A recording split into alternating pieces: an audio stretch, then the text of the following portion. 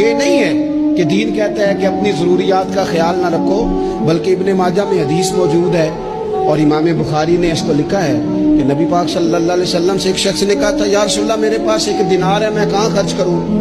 حضور نے خرچ کرنے کی ترتیب بتائی، فرمایا اسے اپنی ذات پر خرچ کر۔ عرض کی یا رسول اللہ صلی اللہ علیہ وسلم اگر میرے پاس ایک اور دینار بھی ہو؟ فرمایا اسے اپنی بیوی پر خرچ کر۔ کہ یا رسول اللہ اگر ایک اور دینار بھی ہو؟ فرمایا اپنی اولاد پر خرچ کر۔ یا رسول اللہ اگر ایک اور دینار بھی ہو؟ فرمایا خادم پر خرچ کر، اپنے غلام پر خرچ کر، اپنے ملازم پر خرچ کر۔ یا رسول اللہ اگر ایک اور بھی ہو؟